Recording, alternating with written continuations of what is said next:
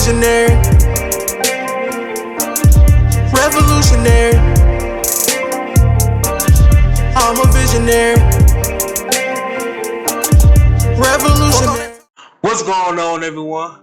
Welcome back to another episode of the D&B Podcast. I am your host, the champ, Camilio Salamander, and I'm here with my tremendous, stupendous, McMarvelous, sometimes overrated co-host, KB the Mark. Cause I'm a fucking mark for this shit, and you's a hater. How am I a hater? Listen, we're not here to discuss you. We're not here to discuss me. Rated just about like the topic that we're going to talk about. This overrated ass company that has so many ego issues they cannot control themselves. First, it was somebody getting pie face. Now somebody getting chairs being thrown. Like, are they wrestlers or R&B singers? Listen, your company survived the Montreal screw job, but we're not here to discuss us. We're here to discuss what the fuck happened after AEW All Out. Hey, I can't admit what you said on the phone before you get started. To my opinion, I believe Clash at the Castle had the best pay-per-view of the weekend. But with all this news and shit that's going on, AEW took the the talking points, I would say. Like, even though Clash at the Castle was the pay-per-view of the weekend, the best show of the weekend, but coming out of this bitch, we talking about AEW. I don't agree that it was the show of the weekend, but it was definitely in contention. I thoroughly enjoyed myself watching Clash at the Castle, like I thoroughly enjoyed myself watching All Out. But yes, the talking point is All Elite Wrestling. I'm going to go ahead and take it over from here. Before we jump into it, I do want to give you your kudos. Malachi Black has gotten his conditional release. We don't know what conditional means. What I'm thinking is it's an extended vacation. You take as long as you need. It's extended. Yeah, you're free out of your contract, but you're not free at the same time. Once you get your head on straight, come back. But this is a break for as long as you need it. What if he wait out his contract? If he got like 2 years left and wait 2 years, is he still on the contract? That I don't know, because we don't know what these conditions are. A lot of people are saying it's just it could be like a 90-day non-compete. But then I feel like Tony Khan would have just said that. But like Tony, do AEW has any non-complete clause like WWE do? I don't think so. I don't know. I don't think so. Because he probably know what he's gonna do, so he could just be implicating some type of clause to his contract or something. If he do jump ship, now that they, like, let's say he do jump ship, that means that they gonna lost two big figures. They're gonna lost Cody Rhodes, now Malachi Black. So do you think at that point AEW should start implying clauses? Because what if he get released and then he pop up on SmackDown Friday or on Raw? I mean, people are gonna leave. That's just their prerogative. My thing is, I understand Triple H is in charge now, and Triple H has booked him very well in the past. But my thing is, if you're Malachi Black, you can't say that you were treated badly here. I mean, you came in and pretty much destroyed the ace of the company. Yeah, I don't think he's going to say that. I think it's more of a, well, this is where I wanted to be at. I got caught up. It didn't live out the way I wanted, the way I pictured it. I left where I was appreciated. Now that I kind of, it's like you leave, like you mad at the job you at now, everything's pissing you off, so he's like, damn, I'm trying to leave, whatever, I'm gonna leave. You go to the job that offer you more money, but you may not be happy, like, damn, I'm getting more money, whatever, but damn, I should have never left my old job, something like a situation like that. I think it's one of those, like, he left it, he went over there, did what he did, but it's like, everything's cool, but damn, I miss it over there. Right. Yeah, because I was going to say, like, the booking of Malachi Black, I can admit, towards the later part, it got kind of sketchy. But he came in like a house on fire. Yeah. Destroyed Cody. Like, I don't say the booking has been bad. I will say that the booking at times should have been explained better. when it comes to Malachi Black. But I wish him the best. If he goes back to WWE, I believe Hunter, Triple H, Papa H is going to book him to the moon. If it's like I think it is, and it's just him taking an extended mental break, he comes back stronger than ever. But either way, we love Malachi Black here. We wish him nothing but the best. Mm-hmm. But moving on, AEW All Out Media Scrum. The reason why we're here. We are going to start with the transcript of everything that CM Punk said. We're going to break it down. And then we're not going to break it down. We're going to give you the transcripts, then go into the story. Then we're going to break it down and give you guys our opinion. But this is starting off with the very beginning when he saw a journalist in the crowd, in the scrum. And this is how everything started. These are the words of CM Punk. He asked the interviewer who he used to do improv with, right? And the interviewer said Scott Colton, which is Colt Cabana. So this is what CM Punk said. I haven't had anything to do with Scott Colton in almost a decade.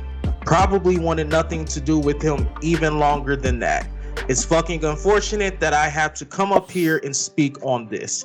I'm on my time and this is a fucking business. Why I'm a grown-ass adult man and I decide not to be friends with somebody is nobody else's fucking business but my friends. If I fall backwards, he said, nobody else's fucking business but my friends. If I fall backwards, will catch me. Scott Colton, I felt never would have. My problem was I wanted to bring a guy with me to the top that did not want to see me at the top, okay? Call it jealousy, you call it envy, whatever the fuck it is. My relationship with Scott Colton ended long before I paid all of his bills. I have every receipt, I have every invoice, I have every email. I have the email where he says, and I quote, I agree to go our separate ways. I will get my own lawyer. You do not have to pay anymore. That's an email that I have. The only reason the public did not see it is because when I finally had to countersue him through discovery, we discovered he shared a bank account with his mother. That's a fact. And as soon as we discovered that fact, we subpoenaed old Marcia. He sent the email, oh, can we please drop all this?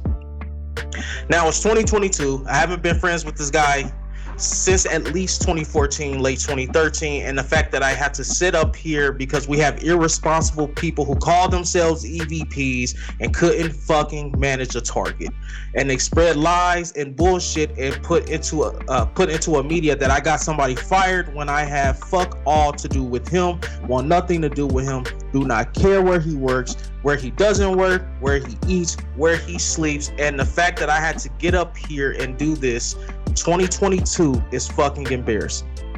And if y'all are at fault, fuck you. If you're not, I apologize.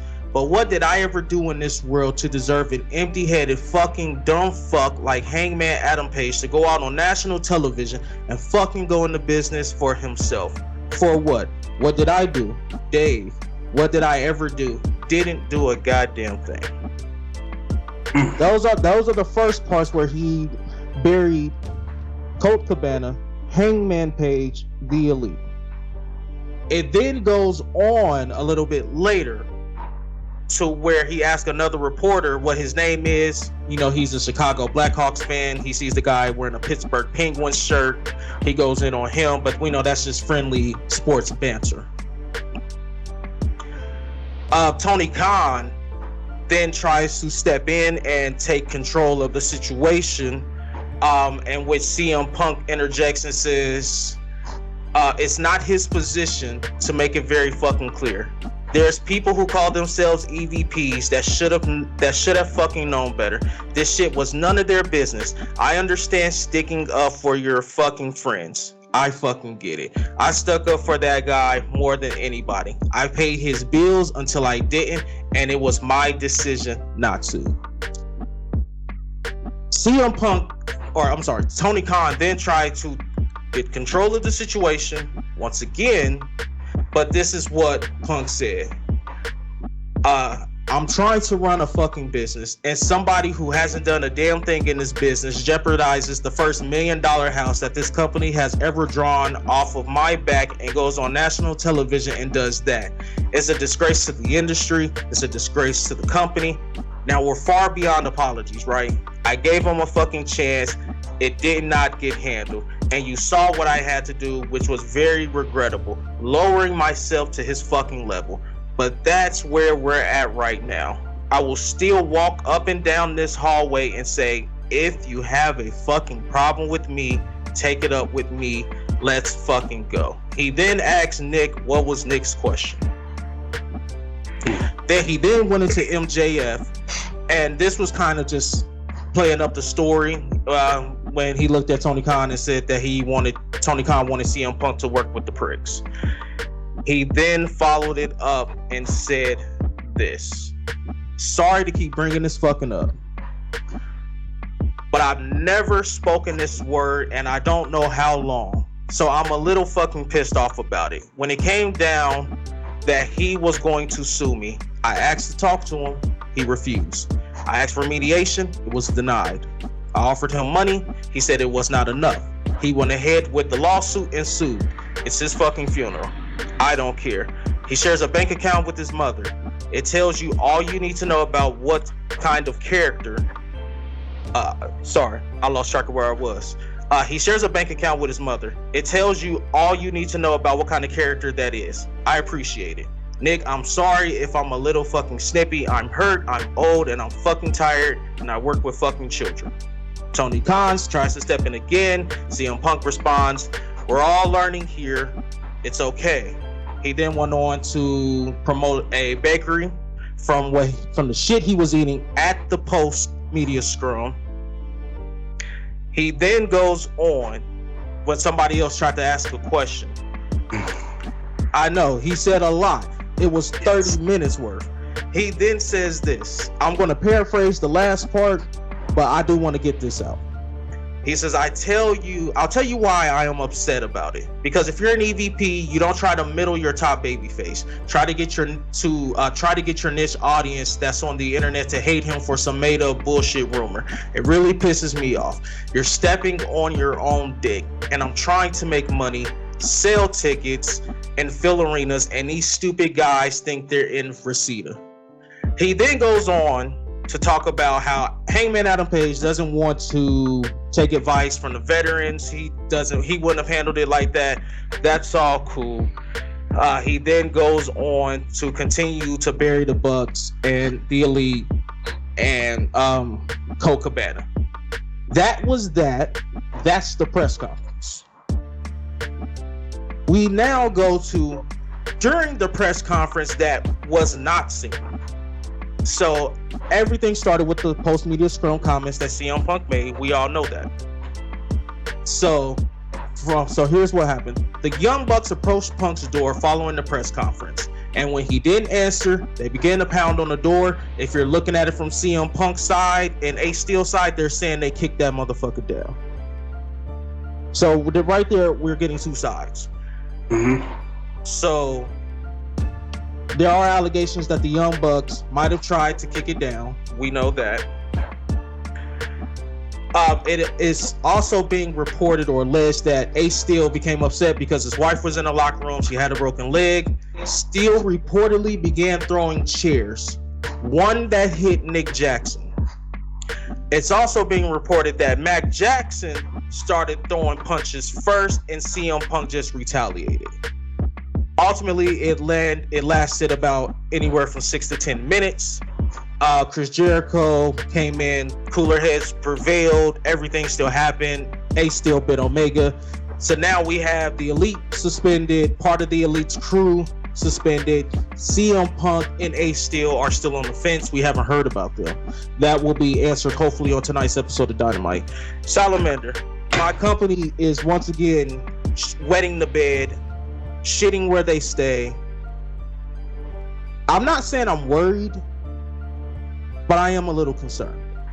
Mm-hmm. But what do you think of everything? First thing first, that was a lot of F-bombs that CM Punk dropped. Like, not even 30 seconds into the press conference, he already was dropping them. Like, damn.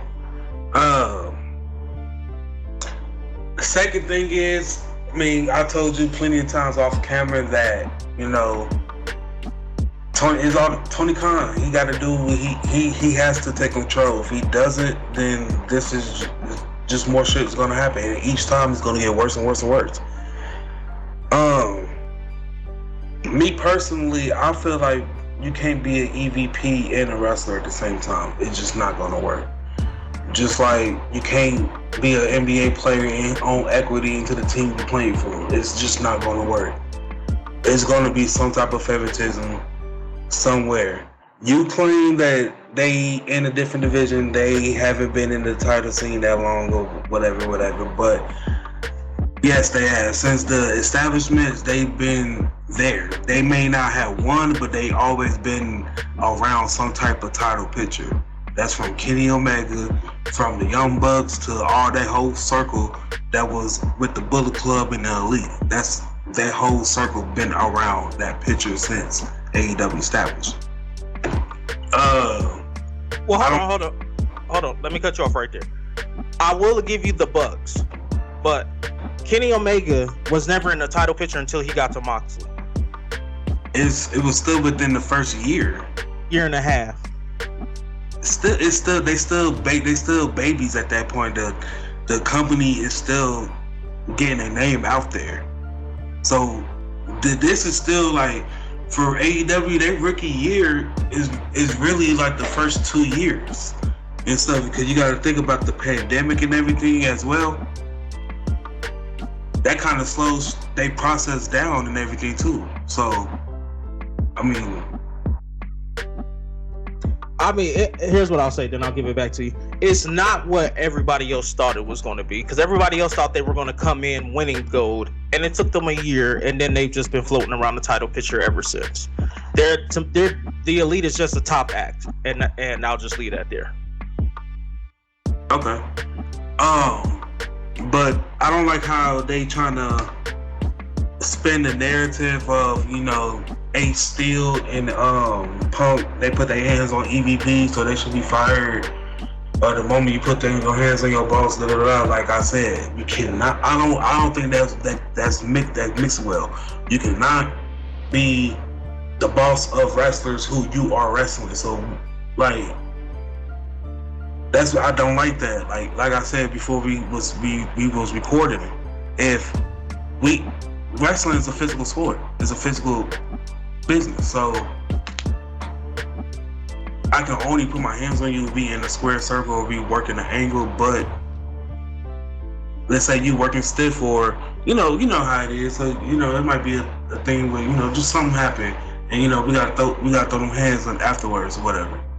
So the moment I do that, I could be losing my job because you have some type of equity into the company. I don't like that, because then it's like you pulling. Like even when Triple H started getting some equity, he stepped back from being an in-ring competitor. He may get in every now and then, but he stepped away. Kane, when he ain't had no equity, but when he started just his role, he stepped away from being that in-ring talent and shit. You being an in-ring talent, you still trying to worry about your career and you having some equity into the company. I don't care if Tony Khan is in control of the booking and stuff like that. They can still have some type of influence that they booking can still go their way.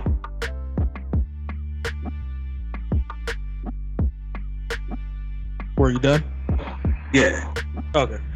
I'm not going to address that because I don't feel like that's. I mean, I see where you're going with it, but when one person is head of booking, because if that's the case, anybody can have an influence in their booking. Anybody. Like, I see what you're saying. Like, because they're EVPs, they're going to get more of a say. But if, I believe Tony Khan when he says he's the head booker, he's the end-all, be-all. Yes, he's open to suggestions, but we've learned that he's been open to suggestions from everybody on the roster, not just the EVPs. So I'm going to leave that there. CM Punk, Ace Steel, the Elite. I guess it depends on whose story you look at. What was more likely? everything about this is wrong. From Tony Khan, I couldn't see CM Punk's mic, to knowing, to even the Young Bucks, the Elite. You know how emotional CM Punk is. You know he wears his heart on his sleeve. This whole thing is all about rumors. Rumors that the dirt sheets have said they didn't get that information from the Bucks.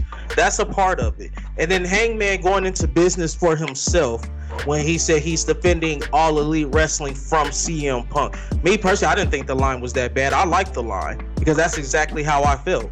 Because for months, for a year, it was people like you who were saying, throw him into the title picture. He's CM Punk.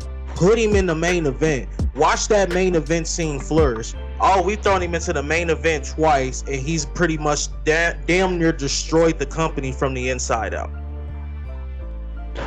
Mm-hmm. I admitted I was wrong. It just, to me, like I said, it just depends on who you look at it from. If you're the Bucks, why are you walking up to a man who you guys know are upset? He's speaking from a place of hurt. You guys are the EVPs. Whether Hangman or Colt Cabana is your friend or not, and he even said it, I get sticking up for your friends. He stuck up for his friends plenty times. Right. You don't leak information to the dirt sheets. You don't do that about your brothers. And I will hope that the AEW locker room is a brotherhood. Brothers fight. Yes, we understand. But there are things that you don't do to your brothers. I'm not going to be out here talking bad about you. You're my brother. You know? If I got anything bad to say about you, I'm going to say it to you. All right. But also, I can look at CM Punk. Yeah, you probably shouldn't have said most of that, but you said it. The least you can do is, because they were saying the Bucks were knocking, he didn't answer. The least you could do is open the door and just sit down and talk with him.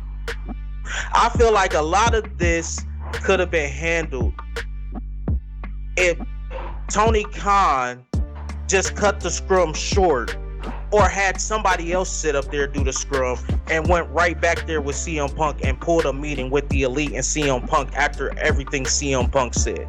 This shows you who really runs this company. Oh yeah, It's the face. He don't run shit. Yeah, he's the face. He don't run shit. He runs what's put out there on the internet. That's it. That's the only thing he controls, but he don't control these wrestlers. No. That's a proven fact right there. I mean, it's the second incident within a month that you don't have wrestlers put their hands on each other. I mean, shit, if that shit happened in WWE, it's not getting out. You know, we probably found out that wrestlers, Chris Jericho fought fucking Goldberg. We found that out months after that happened. Even recent fights and shit like that when Randy Orton and Brock Lesnar had that match at SummerSlam and he busted Randy open and Chris Jericho thought it was real, so he tried to fight Brock. It got out, but it wasn't a huge thing. It didn't get out of control. There at AEW, they had nobody, everybody friends and shit like that. Plus, like I said, they EVP. So if you a wrestler, like let's say you Powerhouse Hobbs, right? And you back there, you seeing what's going on, you gonna get in the middle of that? No. You gonna break it up? No.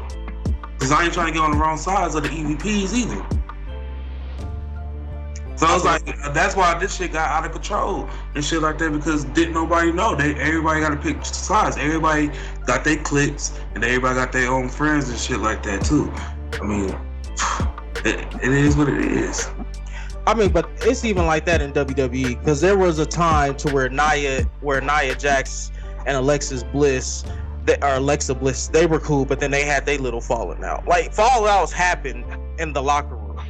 But my other question here is, if you are the EVPs, I get that you're mad, but you've got company in the house. So why would you even do that with company in the house? Right. Just I kind of agree with what Eric Bischoff has said about CM Punk, about how he kind of like he bears Tony Khan to kind of mess up any things that going on in the future. I do agree with that, but also think you can't just totally blame CM Punk because Tony Khan has a role to play in that as well, because he could have been, like you said, he could have been stopped it. He didn't. He could have walked CM Punk into the back to make sure nothing happened.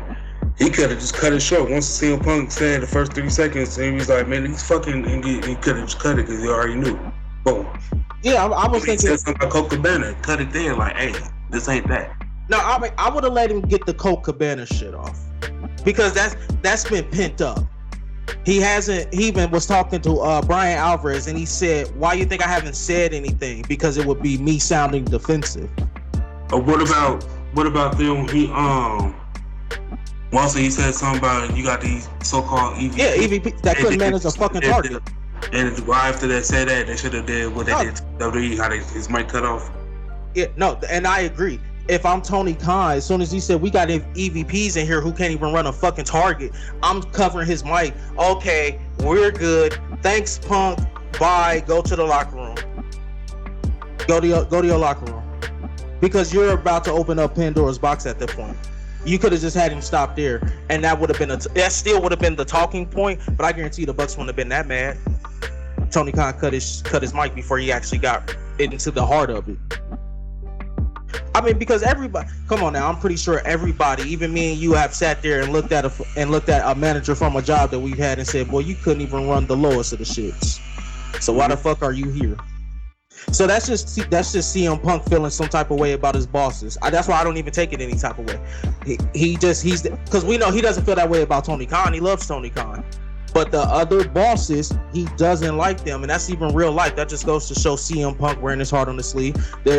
Every job, there's always been that one boss that you love. You'll go to the ends of the earth for that boss. But then your other bosses, you're like, no, fuck y'all.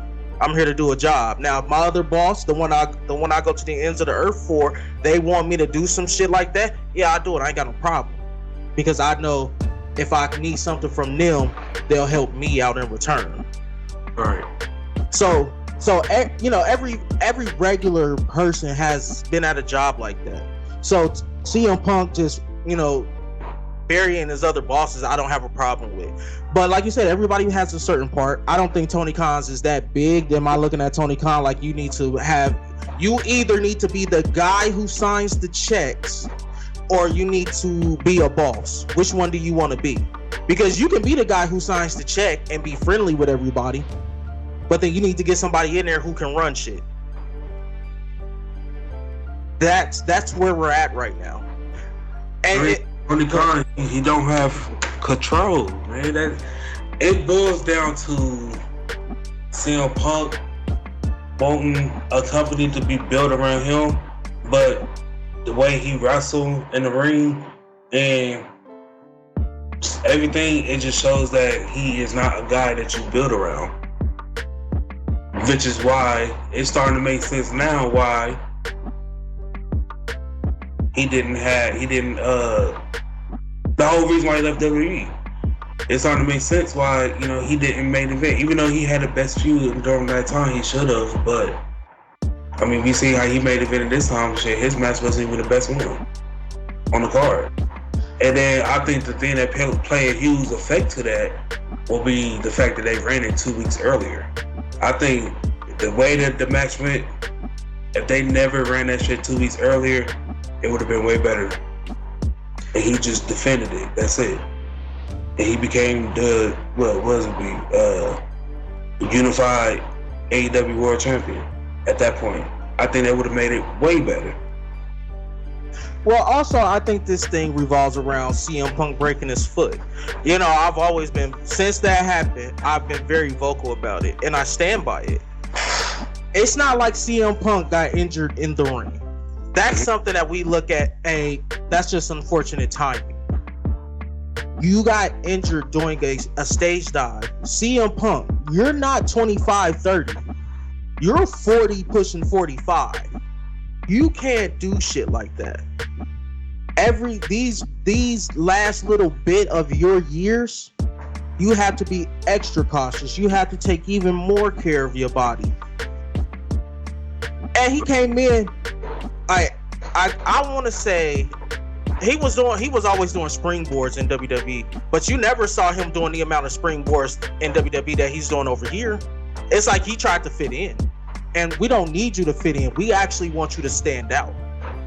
You can be in the boat of the Punks. I'm sorry, you could be in the boat of the Moxleys, the Castanolis, the Danielsons, the Jerichos. Those people who have been to the top, they know how to wrestle, and you have your own unique style. You don't have to adapt to us. You don't have to adapt to Private Party. You don't have to adapt to the Acclaim. You're CM fucking Punk. You have your own style that can never be duplicated or replicated. Right. So I didn't need to see him doing springboards. He could have just brought over his WWE moveset and just kept everything else the same. So I feel like he tried to adapt to this style. It's more fast paced, but you're CM Punk.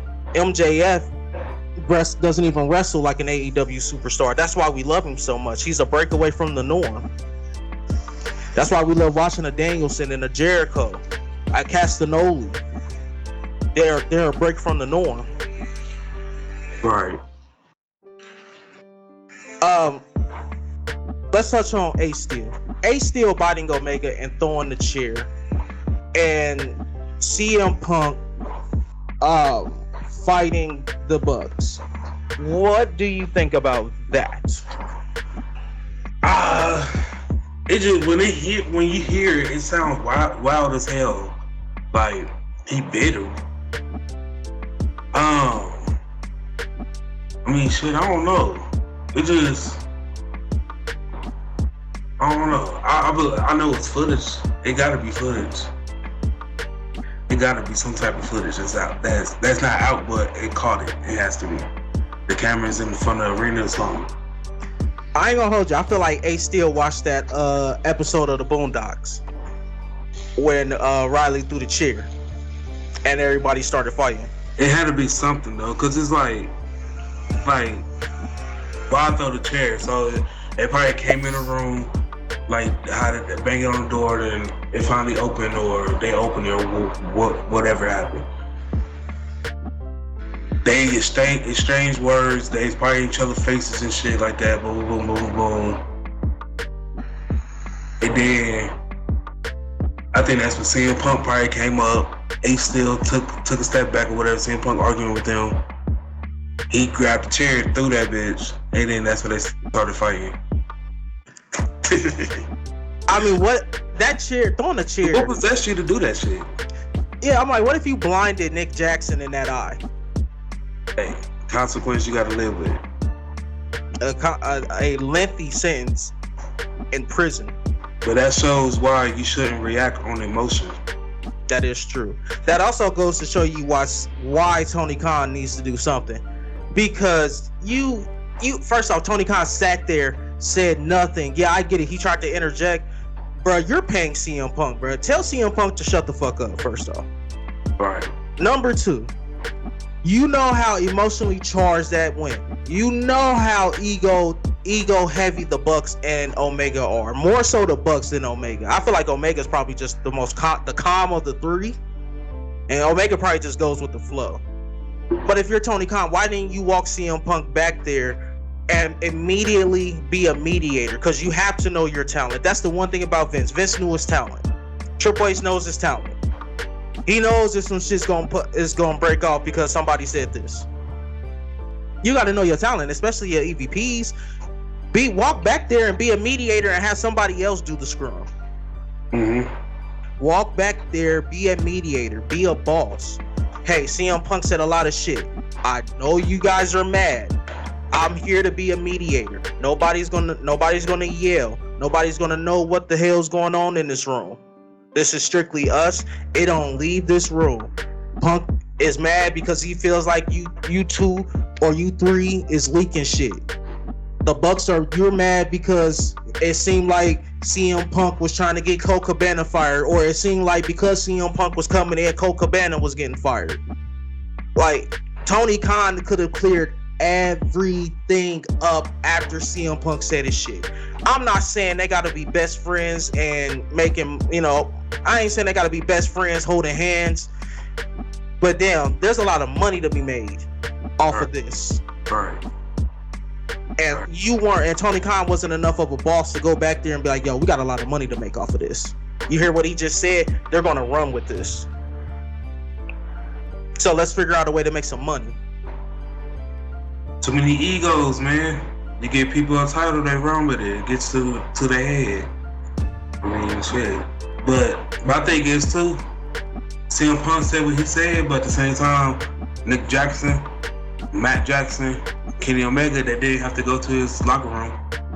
That's why I feel like, they've been suspended, but shit, whatever you do to CM Punk, you gotta do it to the other party, because y'all didn't have to do what y'all did. Y'all started it more. Especially for y'all to be EVPs and y'all do that, y'all could have took a bigger route. Y'all should have known to take the bigger route.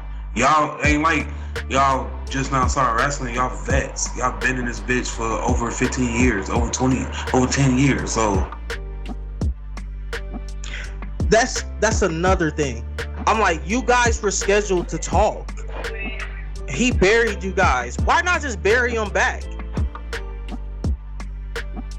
Like, that's another thing. It's like you're mad because what CM Punk said.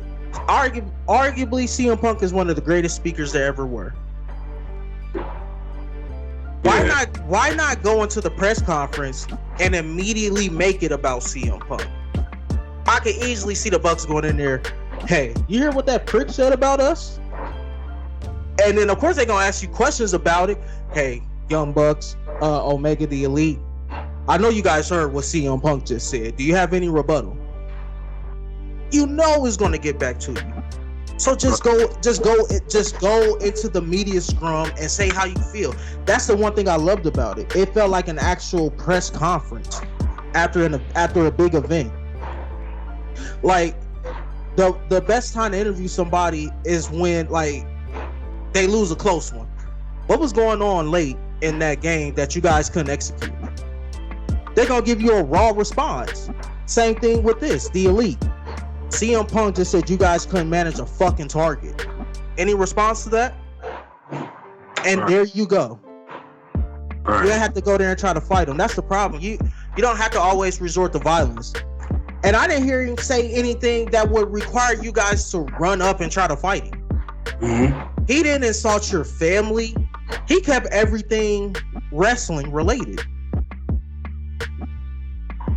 Like I said, whatever consequences happen to CM Punk, if he get let go or he gets suspended as well, he gets suspended, whatever long days he gets suspended, the Elite need the same punishment, because they didn't have to go and do that. They didn't have to go to his locker room. They antagonized it more. Right. You cost the company money because they couldn't finish the media scrum. Right. So, yeah, and you supposed to be EVPs. And you letting emotion shit get to you. You know what I mean? That's like Vince McMahon smacking up all his wrestlers that say, I'm not happy with my book. I'm not happy with how my character is going. Shit. People gonna say bad shit about you, so what? But just know why wrestlers can't hold equity into a company that they are trying to wrestle in, and at that, receiving a huge push at the same time. They can't do it. It won't mix. Yeah, Tony Khan, and this has actually been a lot discussed. You're not the only person. A lot of podcasters that I've been listening to about it, they've all said the same thing, and I'm coming around to it. You have to. I don't care if they don't re-sign afterwards. You have to strip them of their EVP status. Mm-hmm. This is egregious. I could see their egos too. Their egos is too much involved with their EVP status. Yeah, it's like I could see if CM Punk said that once to y'all locker room and then try swinging on y'all, I could see then it's like, yeah. But nah, y'all made the situation worse. Instead of wait until company's gone and we have a quiet house to handle it, you handle it while company's there.